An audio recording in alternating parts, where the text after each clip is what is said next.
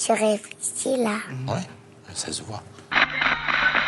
Moi, tu me parles pas d'âge. Parce que c'est notre projet! Et j'attendais, je ne vous le cache pas, ce moment avec un peu d'impatience.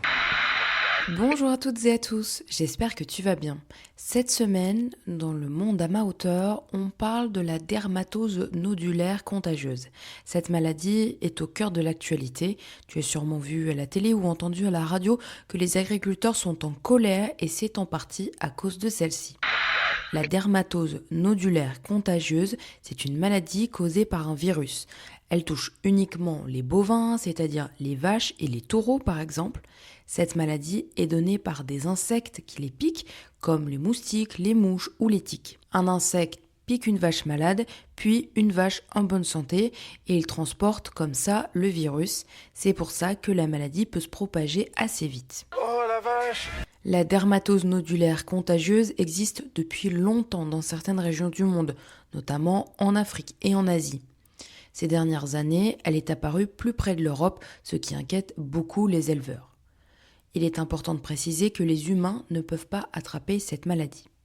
Que se passe-t-il quand un bovin est malade ? Alors quand une vache par exemple attrape ce virus, elle peut avoir de la fièvre, être très fatiguée, manger moins, produire moins de lait et avoir de grosses bosses sur la peau appelées des nodules. Ces bosses, elles peuvent rendre la vie des vaches très difficile.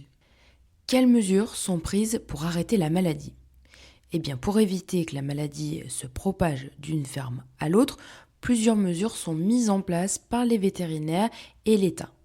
La surveillance des troupeaux, la vaccination des vaches quand c'est possible, la limitation des déplacements d'animaux et parfois l'abattage, c'est-à-dire tuer des troupeaux entiers même si toutes les vaches ne sont pas malades. Ces décisions, elles sont prises par l'État pour protéger l'ensemble des élevages. Alors la maladie, elle a été détectée pour la première fois en France le 29 juin 2025 dans un élevage de vaches en Savoie. Depuis, 113 fermes ont été touchées dans plusieurs régions françaises comme la Savoie, la Haute-Savoie, l'Ain, le Rhône et les Pyrénées-Orientales. 3300 bovins ont été tués ces dernières semaines pour éviter que la maladie ne contamine d'autres troupeaux. Mais alors, pourquoi les agriculteurs manifestent ? Pour empêcher la maladie de se propager, les autorités peuvent décider de vacciner les animaux, mais aussi, dans certains cas, de faire abattre des troupeaux entiers quand toutes les vaches ne sont pas malades, comme on le disait. Pour les éleveurs, ce n'est pas possible. Perdre leurs animaux, c'est perdre des années de travail, une partie de leurs revenus et parfois l'avenir de toute leur ferme. Beaucoup vivent ces décisions comme injustes et très difficiles à accepter.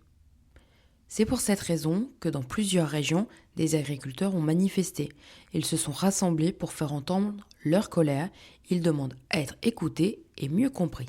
Ils demandent plus de vaccination avant l'abattage pour éviter de tuer des animaux en bonne santé.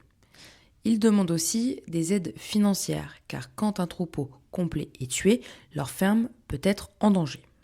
Aujourd'hui, rien n'est encore totalement décidé. Le gouvernement continue de discuter avec les agriculteurs pour trouver des solutions qui protègent à la fois les animaux, la santé de tous et le travail des éleveurs. J'espère que cet épisode du Monde à ma hauteur t'a permis d'un peu mieux comprendre cette actualité. On se retrouve la semaine prochaine pour une nouvelle analyse de l'actualité. En attendant, prends soin de toi. Je vous demande de vous arrêter. Au revoir.